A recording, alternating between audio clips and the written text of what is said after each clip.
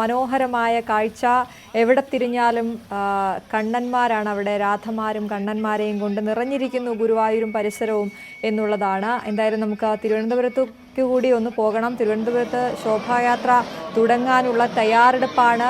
ഏറെ നേരമായി കുഞ്ഞുങ്ങൾ അവിടെ കാത്തു നിൽക്കുന്നു. മഹാശോഭായാത്രയായാണ് അവിടെ നിന്ന് തുടങ്ങുന്നത്. അവിടെ നിന്നും കൃഷ്ണേന്ദു നായരും ആര്യ ആർ ദേവനും ചേരുകയാണ്. അവിടെ ശോഭായാത്രയ്ക്ക് വേണ്ടി കാത്തുനിൽപ്പായിരുന്നു. തുടങ്ങിയോ ആര്യ, കൃഷ്ണേന്ദു?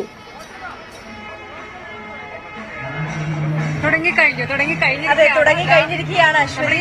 ഈ തേരിന് പിറകിലായിട്ട് നമ്മുടെ രാധമാരും കണ്ണന്മാരും എല്ലാം അണിനിരന്ന് ഇങ്ങനെ വരിവരിയായി വന്നുകൊണ്ടേ ഇരിക്കുകയാണ്.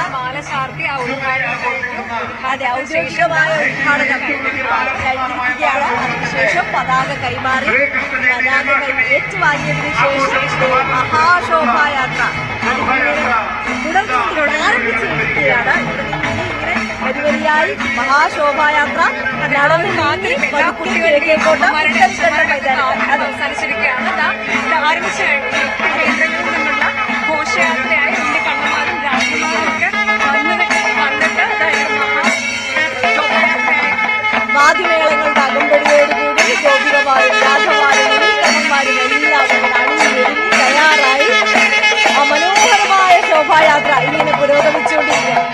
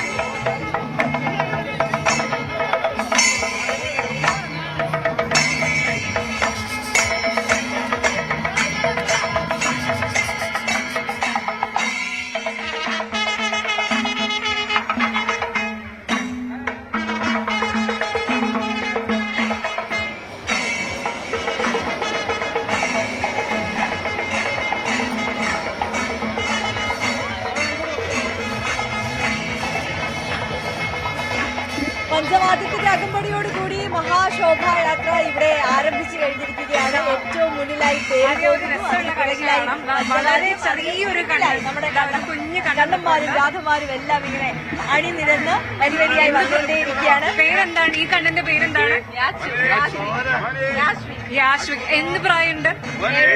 7 മാസം പ്രായമുള്ള കുഞ്ഞു കണ്ണനാണതാ. ഉറക്കാണ് ഉറങ്ങിപ്പോയി. സുഖ ഉറക്കാണ്. അയ്യോ, കുറെ നേരമായിട്ട് കാത്തുനിന്നിട്ട് കുഞ്ഞുങ്ങളൊക്കെ കുറച്ച് തളർച്ചയൊക്കെ വരാൻ തുടങ്ങിയിട്ടുണ്ട്. തീരെ കുഞ്ഞുങ്ങൾ, അതായത് നേരത്തെ ഉണർത്തിയിരിക്കുകയാണ് തന്നെ മുട്ടിലിഴാൻ പോലും പ്രായമാകാതെ കൈ കുഞ്ഞുങ്ങളൊക്കെ ഇവിടെ അണിനിരന്നിട്ടുണ്ട്. അങ്ങനെ വലിയ കുഞ്ഞു കണ്ണന്മാർ മുതൽ സ്കൂളുകളിൽ പഠിക്കുന്ന കണ്ണന്മാരും കാര്യങ്ങൾ എന്താണെന്ന് അറിയില്ല. നാളെ പക്ഷേ ഈ വീഡിയോയും ഫോട്ടോ ഒക്കെ കാണുമ്പോഴത്തേക്ക് അന്ന് ഞാൻ ഇങ്ങനെയായിരുന്നു എന്നുള്ളൊരു ഓർമ്മയും കാര്യങ്ങളൊക്കെ രസകരമായിരിക്കും. അതെ. നമുക്ക് അതെ ആ ഭാഗത്തായിട്ടാണ് ഇപ്പോൾ ഘോഷയാത്ര ഇങ്ങനെ വന്നുകൊണ്ടിരിക്കുന്നത്. നമ്മളിപ്പോ ആ ഘോഷയാത്രയ്ക്ക് ഒരുപടി മുന്നിലായിട്ടാണ് നിൽക്കുന്നത്. അപ്പൊ നമുക്ക് പതുക്കെ അവിടേക്ക് പോകാം. അവിടുന്ന് പതുക്കെ ഘോഷയാത്ര ഇങ്ങനെ നടന്ന് കിഴക്കേക്കോട്ട ഭാഗത്തേക്ക് വരുന്നതേ ഉള്ളൂ. അപ്പോൾ അവിടെ ഘോഷയാത്രയുടെ ആരംഭം, അവിടുത്തെ ആ മുൻനിരയിലെ കാഴ്ചകളാണ് നമ്മൾ കണ്ടുകൊണ്ടിരിക്കുന്നത്. അണിഞ്ഞൊരുങ്ങി വളരെ മനോഹരമായി നമ്മുടെ കണ്ണിനും മനസ്സിനും എല്ലാം ഒരേപോലെ കുളിർമ പകരുന്ന കാഴ്ചകളുമായി വളരെ വർണ്ണാഭമായി നമ്മുടെ കുഞ്ഞിക്കണ്ണന്മാരും രാജകുമാരും ഗോപികമാരും യശോദമാരും എല്ലാവരും ഇങ്ങനെ റെഡിയായി ഇരിക്കുകയാണ്. ഇനി റെഡി സ്റ്റാർട്ട് എന്ന് പറഞ്ഞാൽ ഈ ഘോഷയാത്ര ഇവിടെ നിന്നിപ്പം ആരംഭിക്കും. നമ്മൾ പറഞ്ഞതുപോലെ തന്നെ തിരുവനന്തപുരം ജില്ലയുടെ പ്രധാനപ്പെട്ട 8 കേന്ദ്രങ്ങളിൽ നിന്നുള്ള ശോഭായാത്രകൾ ഇവിടെ ഈ മഹാഗണപതി ക്ഷേത്രത്തിന് മുന്നിൽ, പാളയം മഹാഗണപതി ക്ഷേത്രത്തിന് മുന്നിൽ വന്ന് സംഗമിച്ചു. അവിടെ നിന്ന് ഈ മഹാഘോഷയാത്രയായി, മഹാശോഭായാത്രയായി ഇവിടെ നിന്ന് ഈ പുത്തരിക്കണ്ടം മൈതാനത്തിലേക്ക് യാത്ര ആരംഭിക്കുകയാണ്. ഈ ഘോഷയാത്ര പുത്തരിക്കണ്ടം മൈതാനത്ത് ചെന്ന് സമാപിക്കുന്നതോടുകൂടി അവിടെ ഈ മഹാശോഭായാത്രയുടെ സമാപനം വരുന്നത് അല്പസമയം മുമ്പാണ്. ഗണപതി ക്ഷേത്രത്തിന് മുന്നിൽ വെച്ച് ഉദ്ഘാടന ചടങ്ങ് നടന്നത്.